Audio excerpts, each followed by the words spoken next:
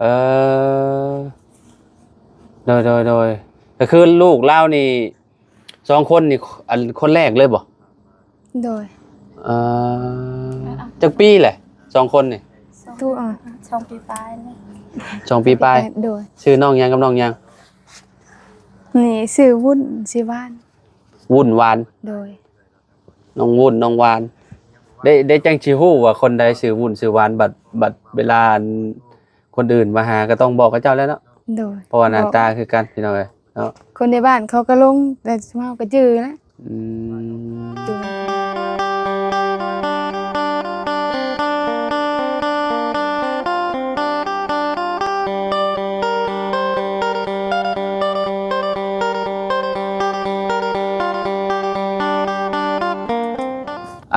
เนาะก่อนอื่นก็เปิดภาพมาเจอกับน้องเลี้ยงเนาะแล้วก็หลานแล้วก็เดี๋ยวถามที่ไปที่มาก่อนเนาะก่อนอื่นก็สบายดีเด้อสบายดีเจ้าสบายดีล่ะโอ้ฟ้าแฝดเด้อนี่เนาะว้าพี่น้องเอ้ยเนาะหัวพิงหัวเลยเนาะขออนุญาตแน่น้องนี่ไม่นี่เด้อเนาะคือสิฮู้อยู่ดอกเนาะ FC ทางมีแต่ให้น้องแนะนำตัวอีกเทื่อนึงหน่อยเด้อโดยชื่อน้องเลี้ยงโดยจักปีแหละน้องอายุ18ปี18ปีโดย18ปีแล้วเนาะเจ้านี่เป็นคนชุดท้ายบ่ลูกหลานหรือว่าบ่แม่นยังมีอีกน้อง2คนยังมีอีกน้อง2คนโดยผู้หญิงคนหนึ่งผู้ชายคนหนึ่งผู้ชายลูกหลานโดยอันนี้คือไผซะเอื้อย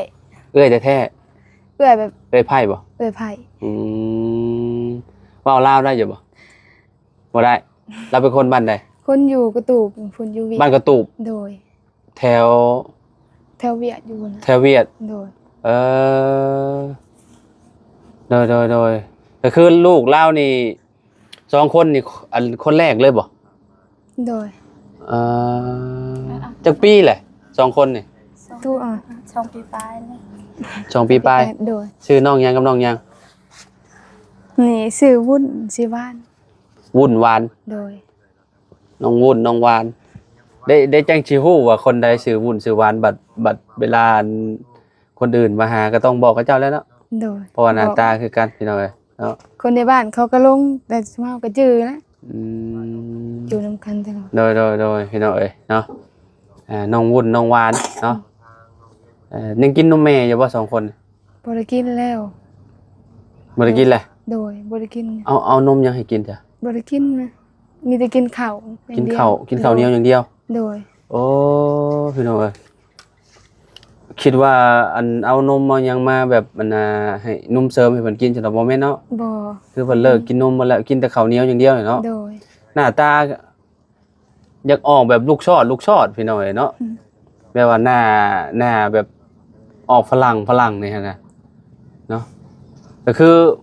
จะเป็นลูกชอดบ่ลูกชอดเวียดบ่บ่ได้เป็นลาวเทิงบ่ลาวเทิงผัวไปใช่จ้ะผัวเราไปเฮ็ดเวียกใช่ไปเฮ็ดเวียกล่ะเฮ็ดเวียกอยู่ใช่ทับหน้ากระตุกเราไปเฮ็ดก่อสร้างอยู่กระตุกอยู่บนกระตูผู้โดยสวัสดีพี่น้องสบายดีทางน้องสบายดีไปเรื่อยเด้อสบายดีเราให้เรา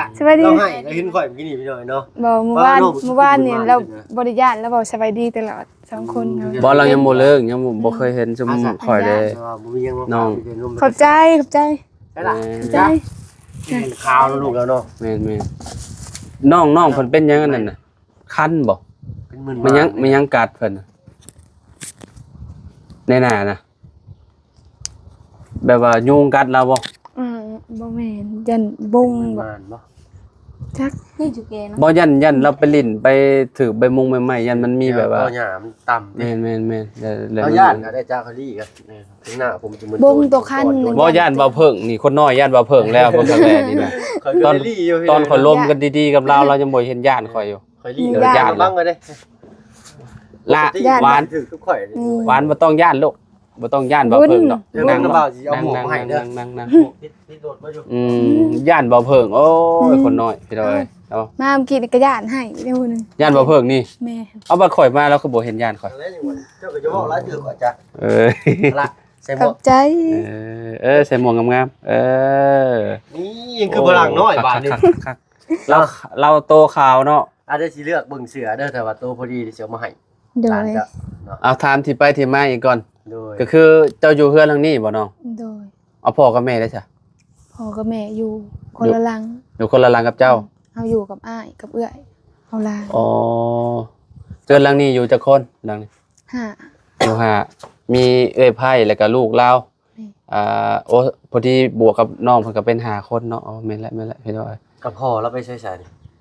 ไปเฮ็ดเวียกอยู่กระตูบแล้วไปก่อสร้างนี่ก่อเฮือนเอา ว่ากระตุกพุ่นพี่น้อยเนาะใช้เรียนเวียดแล้วว่ากระตุกเนาะ โดย ไปเห็นงานก่อสร้างเนาะเดือนเท่าไรก็จะเอาให้เป็นเดือนบ่หรือเป็นมื้อ เป็นมือจะ มื้อละแสนปลายไปแล้วเนาะเฮ็ดน้ำเวียดวะ เฮ็ดแบบกับคนละเทิงนี่แห อื ละ คนละเทิงคือกันบ่ โดย โอ้โดยก็ครั้งแรกพี่น้องเขามาหาทางน้องน้องเลี้ยงนี่บ่ เลี้ยง แม่น ซองได้นี่ แม่นบ่แม่นน้องเลี้ยงผู้เด้อพี่น้องเลี้ยงคนละเลี้ยงเด้ออันน่ะเลี้ยงบ้านกระดับ เอาเอ้ยเพิ่นชื่อเท่าได้จ้ะเอ้ยนะเนาะเอ้ยพูดเนาะพูด ถามเราดูเราอายุเท่าไรห้องเราเอื้อยนะ จักปีแล้วจ้ะ 22 ห่าน เจ้าเท่าไร 27 เจ้า7ปี โอ้โตพี่น้อยเนาะขออนุญาตเอิ้นน้องก็แล้วกัน น้อง เนาะ น้องพุทธเนาะ ได้ลูก2 ห้องสาวซะสาวพุทธเนาะ สาวพุทธเนาะ มันมีลูกแล้วเด้ อันนี้ก็สิเอิ้นน้องก็แล้วกันเนาะ โดย เจ้าเข้าโรงเรียนอยู่บ่เนาะบ่ได้เข้าเลย โดย ห้องใดก็บ่ได้เข้าแสดงว่าอ่านหนังสือบ่ออก โดย เออ เนาะ เป็นอะไรน้องคือบ่เข้าแบบว่ามัน เข้าอยู่แต่แบบยังน้อยๆนะแล้วเข้าแบบเฮียนแต่ตอนเช้าแบบตอนแรกก็ไปขายมะเขือมะเผ็ดกาไปเฮ็ดโต๊ะห้องตลอด ไปขายอยู่บ้านใด ต้นน่ะเฮายังอยู่ชายแดนเด้เฮามาใหญ่นี่ฮะกะวัง5 6 7ปีแหละอยู่ เอ้าตะกี้เจ้าอยู่บ้านชายแดนบ่ โดย อื อยู่ตลาด เป็นอะไรคือได้ย้ายมาอยู่พี่ซะ ใหญ่บ่มีดินเฮ็ดแต่ก็ใหญ่อยู่พี่อีก บัดมานี่ได้จ้ะล่ะเฮ็ดดินไปจ้ะเลย ดินของน้าสาว เอาบ่ได้แม่นดินของชุมเจ้าเองนะซะนี่บ่ชุมเจ้าปลูกเฮือนนี่บ่แม่นบ่ ดินอันเนี่ยก็บ่ซัมบ่แม่นแหละบ่ยังดินนาบ่าวอีกก็ไม่ทัน เพิ่นยังบ่ได้แบ่งกัน ยังบ่ได้แบ่งว่าเป็นดินซุมเฮาหรือบ่ ก็มาขออยู่อาศัยเพิ่น บ่ เนาะ อนาคตก็ต้องแบ่งกันเนาะแบบว่าพ่อเฒ่าแม่เฒ่ายังอยู่บ่ พอเฒ่าเฮาหาก็เสียวัง เชียร์ไปแล้ว เดือน11นี่ แม่เฒ่าได้บัดนี้ แม่เฒ่ายัง ยังอยู่เพิ่นสิแบ่งให้อยู่บ่ซะที่ตรงที่ดิน เออกัน สมมุติว่าปลูกเฮือนปลูกซ่านน่ะนะสมมุติ เขาก็ยันเขาก็แบ่งแล้ว ก็ต้องแบ่งแหล้วเป็นลูกเป็นเต้าเนาะ โดย ร้านเว้นบ่ บ่ว่าอันนั่นแหละต้องแบ่งให้พ่อให้แม่แล้วหั่นนะแล้วทางพ่อแม่ได้บัดต่อไปก็พ่อแม่ก็แบ่งให้ลูกสมมุติว่าเพิ่นสิให้ก็ได้สมมุติบ่ให้เฮาก็หาเงินซื้อเองแหละเนาะเฮ็ดเอาได้ซะเนาะเพิ่นเลี้ยงไงเลยเด้ เลย อืม คนชายแดนส่วนมากสิเก่งเลยจ้ะ แม่น สละได้ ข่อยค่อยมาครั้งแรกข่อยก็ยังคิดว่าเราคือเว้าลาวชัดเจนเด้เราคือแบบบ่ คิดว่าเราเป็นคนสวรรค์ได้ แม่นบ่คิดว่าเราเป็นคนแบบว่าลาวเทิงหั่นน่ะ เลย แต่ว่าเราเว้าลาวชัดเจนหั่นน่ะก็คือแบบเจ้าอยู่นำคนลาวหลายเนาะ อยู่คนลาวแบบเอาไปเฮ็ดเวียกเด้แต่ อืม อยู่ชายแดนเถื่อก็อยู่สวรรค์ อื โอ้เคยลง ม ไปเฮ็ดเวียกอยู่สวรรค์บ่ โด อื เฮ็ด ม หยังอยู่สวรรค์ เถื่อก็เป็นแม่บ้านนั่นแหละ อ๋อเป็นอะไรช่วงนี้คือบ่เห็นไปซะแบบว่า เอาหลาน เอาร้านซอยอันพี่นางบ่พี่เอื้อยเนาะ เอื้อย เอิ้นพี่เอ้ยว่าจ้ะ แม่นพี่เอื้อยเลยเนาะ เลย อืมเมื่อยได้เนาะลูกแฟนเนาะ เอ้ยเพิ่นบอก เมื่อย เนาะ และ เช้าเพิ่นบ่ปาก เราก็ดื้อบ่เราก็ดื้อบ่ โอ้ย เด็กน้อยนี่ ดื้อแหละเมื่อยเอา จะได้เห็นชุมข่อยก็เลยบ่ดื้อบ่ได้เนาะ ญาติแหละ เออยังบ่เลิกเนาะอันนี้เพิ่นลืมก็เพิ่นสิญาติมาแล้วก็ขอกินขนมเลย เบิ่งไม่ปบแล้ว ลี่อยู่หลัง บ่ได้เป็นเอ้ย นั่น บ่ได้ พุ่น เป็นน้องกันนี่ นี่เอื้อยนี่น้อง โอ้ผู้นี้ นี่เกิดอยู่วันดง อันนี้ออกสุดท้ายแล้วนี่เนาะ นี่ตัวนี้นะเขาผ่า อ๋อออกสุดท้ายนี่เนาะ อ๋อสุดท้ายเราเป็นเอ้ย แม่นออกสุดท้ายเป็นเอื้อยแล้วเนาะ เพราะว่าหึงเด้ อืม เอาตะกูเอานะ นอนนะ โอ้มีลูกแฝดพี่น้องมีบาทเดียวเลยจบเลยเนาะยังสิมีอีกอยู่บ่ จะพูดยังสิเอาอีกอย่าบ่ลูกนะ ยังจะเอา แล้วสิเอา อย่าบอกว่าเป็นแฝดอีกออกมาบัดนี้เนาะ แล้วสิเอาอีกจักคนจะพูด ถ้า คนเบิ่งนี่ยัน4-5พูด ประมาณ6อาจารย์นี่ ฮะ 6ครับ กาว่าสิเอาจักคน สินะแม่บืนเอง เอาอีก2 คน ชองก็เป็น4แม่นแล้วพอแล้วอืม เอาเดือนละ2บ่จับ อยากได้ทรายบัดนี้เนาะมียิงก็ต้องมีทราย ผู้นี้บ่ให้ผู้นี้บ่ ก็แล้วแต่บุญได้พี่น้องเอ้ยคันว่าเพิ่นเกิดมาอาจสิแบบได้มุยิงเบิดก็มีเนาะครอบครัวมันมีแต่ลูกมุยิงมันบ่ผู้ชายบ่มีบ่ครอบครัวอันทางพ่อแม่ มี มี 2 คน มีอยู่เนาะได้อยู่ซะเนาะเฮาน่ะลูกมุยิงเบิดเฮาก็ได้มุยิงชองเลยบัดนี้ยังได้ผู้ชายบัด จักสิได้เลี้ยงหรือเปล่าเฒ่าแล้วอายุบ่ไหวแล้ว พี่น้องเอ้ย เอาเรากลับมาเข้าเรื่องน้องเลี้ยง เอาไหม อีกหน่อยเนาะ ถามที่ไปที่มาเราอีกก่อนล่าลูกดูลูกอันน่ะหวานชื่อหวานแล้วป่ะ บุญ วุ่น บุญหรือวุ่น วุ้นซื้อ วุ้น อ๋อวุ่นเส้นวุ่นอย่างนี้แล้วผู้นี้ได้ซะ หวาน วุ่นเส้นหวาน หวาน โดย วุ่นเส้น เนาะ พี่น้อง คือกันเนาะลูกแฝดนี่ อ่า เขาก็อยากได้เป็นจังเนาะ เบิ่งมีตำหนิหมองใดอ๋อข่อยฮู้แล้วนี่มีตำหนิหมองนี้นี่ ตรงไหน นี่คนนี่สิมีหมองเส้นหมองนี้ แต่ว่าหมอนี่บ่มีปานใดนี่หมอวุ่นนี่บ่มี นี่หมอ น้อยได้ใหญ่มากก็หาย หมอนี่สิมีเส้นนั่นนี่เด้ต้องมีตำหนิได้อันฝาแฝดก็ได้บ่ได้คือกันเบิดได้ว่าเพิ่งเอ้ยต้องมีตำหนิคือกัน แกงทอบก่อน หน้าหักนอกคาวเลยโอ้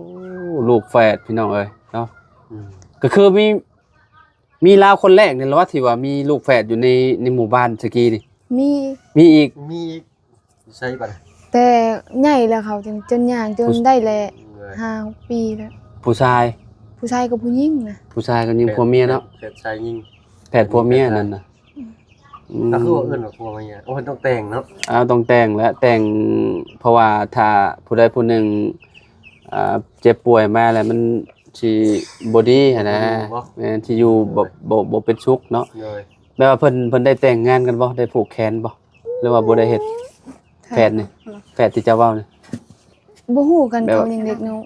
ยังน้อยๆยัง อืม เฮ็ดก็ต้องเฮ็ดตอนยังน้อยเนาะ แม่นเฮ็ดตอนยังน้อยนี่แหละ แต่เขาไปไสนั่นอันนี้เขาก็ไปจับมือกันอยู่ เข้าไปนำกันตลอด ย่างตลอดเลย โดย ถือกันอยู่บ่ซะ2คนนี่น้องวุ่นกับน้องหวานนี่ เถื่อก็ถือกันเถื่อก็ผิดกัน เออ เอามือก็ถือกับมือผิดกัน เนาะ ญาติอันนั้น ก็สิให้น้องเพิ่นพาย่างเลาะเบิ่งบ่ซะ หึ เบิ่งรอบๆบ้านน้องเพิ่นบ่ซะ อืม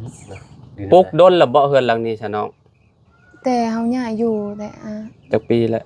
ได้เลยฮะ6 ปีแล้ว ปีเนาะเฮือนหลังนี้เนาะ ส่วมา แต่กี้แต่ก่อนจุนเจ้าอยู่พุ่นเนาะอยู่ชายแดนเนาะ โดย ให้ก็มาปลุกอยู่พี่น้องเอ้ย โดย ย้ายถิ่นฐานว่าซั่นจ้าเนาะบ่เพิ่งเนาะ เลย จากบ้านชายแดนมาอยู่บ้านสกีพี่น้องเอ้ยมันก็สิแตกต่างกันได้เนาะมาอยู่พี่กับอยู่พุ่นเนาะ โดย อยู่พี่ ว่าอยู่พุ่นค้าขายเนาะ บ่ค่อยมีปานใด แม่นหมู่อยู่นี่หมู่ บ่ บ่ อยู่ชายแดนก็ได้หยังก็เอาไปขายได้อีก อืมคือคนสวรรค์เนาะเราเนาะ แม่นสำเนียงน่ะคือสวรรค์เลยนะข้อยเห็นครั้งแรกอยู่เพื่อนน้องป๊อปปี้เขายังท่วงว่า มันจะเป็นหมู่กันบ่กับอันน้องป๊อป โอ้เราไปเฝ้าไข่น้องเพิ่นเป็นมือได้ เป็นห มื้ มู่ อ กัน เออ แต่ยังน้อย ก็เลยตามมาเนาะ โดย เมื่อวานนี่เบาลี่ตามมาหาเจ้าอยู่พี่บ่ บ่แลเฮา เราเจอเจ้าอยู่พุ่น เจอเฮาไปลินอยู่บนเดินนะ อ๋อ แล้วเอาหลานพอดีเรา โดย เอิ้นไปเรียกเฮามาส่งหน้ำไม้ให้หมู่เฮา อืม ชาวกลางเดินแน่ เจ้าหายัง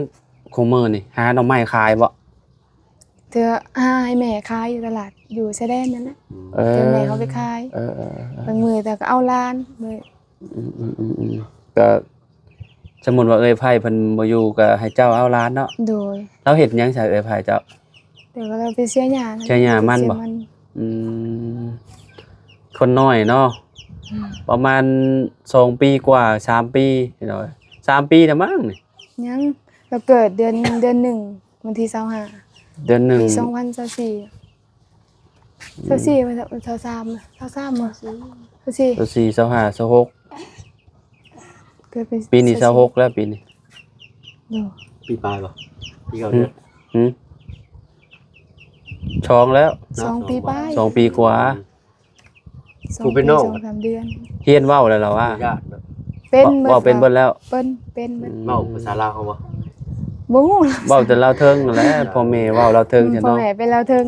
เว้าเราเทิง ขาดซ้อนเพิ่นก็น่าสิได้ สอนไปอยู่น้ำฝรั่งซำนี้ก็เว้าฝรั่งได้แหละ อ้าวเฮาก็อยู่นำเฮาก็ยังสอนภาษาลาวย อมรับว่า เจ้าก็สอน แบบ ภาษาลาวหลายๆเด้อ แบบลูกเราแบบมีแต่คนขาวๆเนาะขอยคิดว่าลูกซ่อนนั่นแหละ ผมก็ชี้ แม่ ต้องครับเนาะ แม่นคิดว่าเป็นลูกซ่อนใช่เนาะ ตัดอันนั้นก็ พ่อเราเป็นแบบใดหน้าตา พอแล้วนะ คือ น่าสิเคยเห็นอยู่กับเรา เจะเคย โต เห็นแล้ว ใหญ่ขาว เออ จะได้ในโพสเนาะ บ่ตอนข่อยเข้ามาหาอันน้องน้อยนี่น่าสิเคยเห็นเราอยู่พอน้องอันนี้นะ ๆ ตอนเฮ็ดเฮือนน้องน้อยนะตอนนั้นนะเพราะว่าบ่ได้เข้ามาดุปานใด โดย เข้ามานับคลิปน่ะได้พี่น้องประมาณ5 6 7คลิปเท่านั้นแหละ คือกันได้ทางข่อยก็ได้เข้ามานำบ่บุญเพิ่นซื่อ ช่วงบาบุญสารวัตรเฮ็ดเฮือนน้องน้อยเด้ช่วงนั้นน่ะเจ้าก็อยู่แล้วว่าหรือว่าเจ้าบ่ได้อยู่ เราอยู่ก็เฮ็ด อยู่ อ เนาะ ยู่เอาลานนี่แหละ แต่ว่าทีมงานบ่ได้มาหาน้องเพิ่นเนาะ เกือบปีได้มันบ่ แม่น โดย เกือบปีไปแล้วเนาะ เจ้าก็เบิ่งอยู่แล้วว่าอยู่อันตอนเฮ็ดเฮือนน้องน้อยตอนทีมงานเข้ามา ตอนขึ้นเฮือนแล้วเจ้าก็ไปบ่เฮือนน้องน้อยนี่ อืมบ่มีแต่อยู่เฮือนนี่แหละ ตอนขึ้นเฮือนเราค่อยย่อเข้ามาให้กับเจ้าอยู่นี่อยู่ เจ้ายุกเข้ามาก็เจ้ากินอยู่นี้ ให้สร้า แล้ว ง เฮาก็เอาลานอยู่เรื่องเรือนนี่แหละ ตอนนั้นเรายังบ่กล้าเด้เรายังนั่นอยู่ อืม มีกัน อยากอายบ่ บ่ได้อายแต่เขาจะเว้านำ โอ้ยบ่เพิ่งเราบ่ได้อยากอายไปเลาะเบิ่งเฮือนก่อนเล็กๆน้อยมาน้องน้องอันเลี้ยงเบิ่งเราเป็นคนกล้าได้พี่น้องเอ้ยเราบ่ได้อยากอายเนาะขนาดว่าซุมเฮามาครั้งแรก เวลาฝนตกนี่เรียบร้อยเด้เนาะสาดเข้าบ่เลยเนาะ เบิดเลย โอ้ กันกับบ้านน้องป๊อปปี้เลยเนาะ เดียวกันมีหยังซานี่น้อง บังแบบนี้แหละ ผ่ากันแซงฟ้าเวลาฝนตกมันก็เอาบ่อยู่แล้วนี่เนาะมันสาดเข้าบ่แล้วนี่ จับแห้งไอ้ตุ๊ บ่ค่อยลองมือสิตู้ แต่มีเราใส่กับเม่นเรียบร้อยมือค่อยบ่น้องเลี้ยงเวลายามพ้น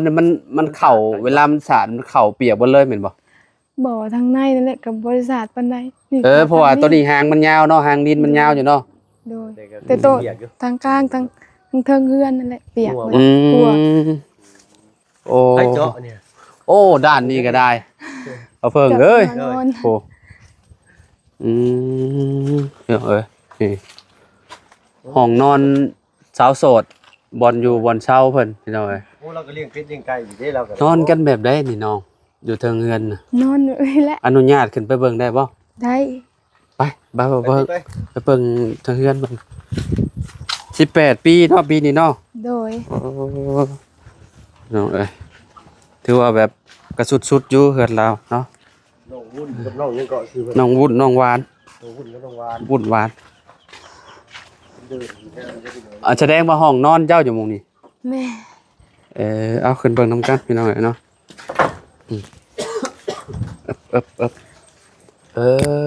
โอ้ยแบบนี้เนาะ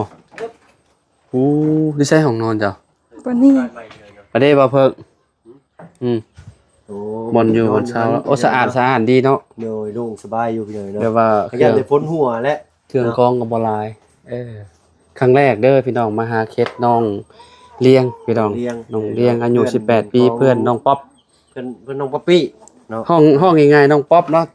ชื่อจริงเพิ่นน่ะชื่อน้องป้วงบ่ ชื่อจริงนะชื่อเล่านะชื่อนางเปิ้งนางเปิ้ง เปิ้ง เปิ้ง เปลือง เปลือง เปิ้ง โอ้ยห้องป๊อปอะไรดีแล้ว ห้องยาก ห้อ เนาะ งยากห้องไผฉลาดอยู่เนี่ย เอื้อยกับอ้าย เอ้ยก็มา โดย อันนี้ห้องพี่เอื้อยกับพี่กับอ้ายเนาะ โดย น้องกับแม่บ่ น้องเฮากับน้าสาวนะแม่เฮาไปอยู่แสด ให้ ง มาน่ะบัดนี้โอ้ยน้องสาวเพิ่นพี่น้อง โอ้ เอ้ย แม่น้องอันนั้นเนาะอันนี้แม่น้อง แม่น้องยังน่ะ นี่เพิ่นแม่น้องแอน แม่น้องแอน โดยเทียแหละ อ๋อแม่นฮู้อยู่เนาะ เฮ้ยล่ะคือด้วยเบิ่งอยู่หั่นเนาะ มาดูเอื้อยกับน้อง เอื้อยกับน้ เอ้า อง น้องขึ้นใหญ่กว่าเอื้อยบาด ธรรมดาเด้อาจารย์ เปรียบเทียบกันดู น้องสิใหญ่กว่าเอ้ย กู พี่น้องเอ้ยเนาะ สบายดีเด้อล่ะเด้อชื่ออะไรล่ะ สรวด น้องล้วน เป็นไร น้องล้วนกับน้อง อ๋อเลียงลวดหรือ ล้วน ล้วน แม่ แปลว่าบ่สุกนะล้วนเอาหน่อยหนึงประมาณนี้ มันยังบ่สุกล้วน ซีนนี่นะ ล้น ล้วนก็คือแบบล้วนซีน ล้นไฟบ่อันนี้ล้วนได้บ่เพิ่น ก็ล้วนแล้ว เข้าโรงเรียนอยู่บ่น้อง เขาอยู่ ห้องใด ว่าหาและออก อ่านได้อยู่แล้วว่า อันใดอยู่ ภาษาลาวเฮาภาษาเวียดนี่ล่ะได้บ่ สเวียดโง่ บ่ตะกี้แต่ ภาษาอยู่ภาษา บ่ตะกี้แต่ก่อนก็อยู่บ้านชายแดนคือกันบ่ แม่ น้ำกัน อ๋อหาก็ย้ายมาอยู่นี่หาปีเนาะ เอ้ยจะได้ได้บ่ภาษาเวียดได้คนนี้ได้ ได้แล้วหนึง นั่นน่ะเนาะเพราะว่าผม กินข้าวเลย กินข้าวละอันเกิม อันเกิม กินน้ำนี่จ้ะ อุ้งเนื้อ องค์เหนือ ฮะ องค์เหนือกิน อง น้ำ ค์เนือก ทำบ่อยากไงจ้ะบ่อยากนี่ บูไลาย โมโหหลายนึ่งข้าวยังเขาเป็นบ่ บูภาษาเวียด ตอนเจ้าอยู่น่ะเจ้าบ่ได้เฮ็ดบ่หารอาหารอยู่ในหารแถวชายแดนน่ะ บ่ได้เฮ็ดนะ มันมีแต่เข้าไปเฮ็ดในบ้านในสวรรค์ ก็คือเจ้าจบห้องใดบ่ได้จบห้องใดเลย บ่ได้จบ ป .1 ก็บ่ได้จบ บ่ได้จบแบบเอาเรียนอยู่ม .1 แบบเอาเรียนแน่ เอาเจ้าเคยเข้าห้องม .1 ม .1 หรือป .1 ป .1 ป .1 น้องนี่ป .5 เนาะ ว่าหา น้องล้วนนี่ป .5 ต้องล้วนกับ แสดงว่าน้องเพิ่นนี่ก็น่าสิอ่านภาษาไทยได้อยู่เนาะ ได้อยู่ โอเคถือว่าแบบเยี่ยมแล้วดีแล้ว เขียนได้บ่ เขียนได้ ว่าได้เขียนได้เก่งเนาะ แม่นแหละ เจ้านอนอยู่เฮือนหลังใดซะน้อง นอนนำกัน เอานอนนำกัน โดย โอ้กินงอแต่ยามพ้นเนาะมันสิสาดเขาเพราะว่ามันฮอดได้เด้ฮอดฤ เรา ดู ก็ เล ได้ ย มาอัปเดตให้ดูเพิ่นเบิ่งบ่อยๆอยู่ แม่นก็สิมาดูอยู่เพราะว่าเฮานี่แหละตอนนี้กำลังเคสน่าช่วยเหลือก็คือน้องป๊อปเนาะตอนนี้ก็เพิ่นก็โอ้ยพี่น้องเอ้ยเนาะอีต้นเพิ่นอยู่เนาะเพิ่นก็เป็นลูกกำพร้าเนาะเป็นจังไดอันหมู่เจ้าชีวิตเราน้องป๊อปนี่ชาติที่ชุมเจ้ารู้จักกันมาเป็นแบบใด ก็ ชีวิตเราก็น่าสงสารใช่บ่ น่าสงสารแหละพอก็บ่อยู่ ต้องรับภาระเนาะ โดย แต่ว่าน้องเรามีจักคนก็เราว่า6คนบ่ แม่ แม่น น เลย 6เด้อเนาะ6เนาะ เราก็เจ็ด 7รวมกำลังก็7เพราะว่าเราเป็นเอื้อกกเด้แต่น้องเพิ่นนี่2คนนี่น้องใหญ่หมดแล้วเนาะตอนนี้มีแต่เลี้ยงแต่ร้านแม่นบ่ เพียงร้านมีแต่น้องนี่อีกผู้หนึงน้องละ จำได้ ผู้ชาย จำได้ ได้แล้ว12 12 ปีก็เริ่มรู้จักความแล้วเนาะ โอ้ย2ปีอยู่ดี ยังดื้อ ดื้อบ่ ดื้อโดย ก็ดื้ออยู่ก็แต่ก็ใหญ่เติบแล้วเนาะก็เริ่มรู้จักความแล้วแหละพี่น้องครอบครัวชุมเจ้ามีกันจักคนก็ 4 พี่น้องมี4คนเนาะ โดย ผู้ชายจัก ผู้ คน ชาย ผู้ชาย2ผู้หญิง2ก็คือเจ้ากับน้อง 2โดย น้องเลี้ยงน้องล้วนพี่น้องเอ้ยเนาะจักสิชื่อให้เรานั่นได้ชื่อใหม่ เอาให้ปลูกประจังให้กันแล้วกันพี่น้อยเนาะ จังห้องง่ายๆเนาะ เลยได้สิเอามาบอกน้องเพิ่นเนาะ เอาน้องรุ่นบ่ รุ่นแบบว่า หืม บ่ได้จังซี่รุ่นอยู่จ้ะ น้องรวยบ่ วัน เนาะ ใหม่นะ นะ รุ่นสวัสดิ์คือแบบน้องวันใหม่สินะหมายของเพิ่นเนาะเอาจังได๋ก็คอมเมนต์เข้ามาพี่น้อยเนาะว่า เออ น้องสองคนปานนี้เนาะเหมาะกับสายาอะไรนี่พี่น้อยเนาะเออ บ่ก็คือแบบพี่น้องทางอันพี่สะใภ้เจ้านี่เราเคยมีฝาแฝดบ่ บ่ได้เคย มีแต่แม่เฒ่าเฮามี แม่เฒ่าเจ้า บ่แม่นนี่บ่น้องจ้ะ แสดงอ่ะ ตัวน้อยบ่ น้องเฮาไปอยู่อันน่ะ อ๋อ ไป ไปเรียกบ่ ไปแสดงกับแม่เฮาไปแก่น้ำอันน่ะ แม่ ออกน้ำมัน แม่เฒ่าซำใดแหละ แม่เฮายังบ่ได้เฒ่าปานใด ยังหนุ่มอยู่ประมาณ30ปลาย เฮาบ่ฮู้ 40กว่าๆเนาะประมาณนั้นเนาะได้บ่ ได้สิ ได้40 45นั่นแหละ 45เนาะ โอ้ย เจ้าเฮ็ดเวียกหยังซั่นล่ะของมันน่ะ ไปให้ ไปให้บ่ ให้ใกล้บ่ให้อยู่จ้ะ นี่ไก่เฮือน ใกล้นี้ ใส่เพื่อ ไก่ น เฮือน โอ้ปลูก เสีย แล้ว หยา ทุก มั วัน น นะ ต้น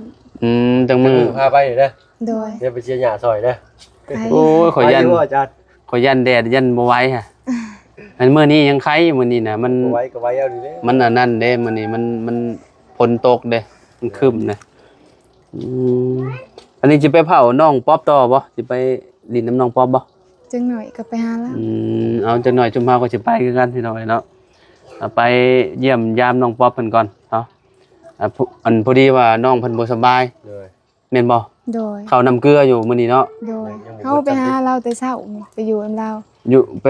ไปเผาเรา ได้พาเราไปบันดงอยู่บ่ โดยไปนำกัน อ๋อ บ่เสียงบ่เข้าไป โดย คือว่า รู้จักเพิ่นบ่นี่พุ่นนี่ บ่ฮู้ เจ้าได้เราฮู้เจ้าบ่ จักแล้วแต่ละฮู้หรือบ่ฮู้อยู่บ่เนาะ ฮะ ก็ฮู้แล้วเราบอกว่าไปเฮือนน้องเลยเด้น้องบ๊อบแล้วแบบเวลาเฮือนน้องบ๊อบได้เองเพิ่นเฮือนน้อง เมื่อใดมื้อ มื้อนี้แล้ว โอ้ยหาก็สิผู้จ้างมื้อนี้บ่ เออ บอกเราก่อนพี่น้องเพื่อว่าเขามาเนาะ โอเค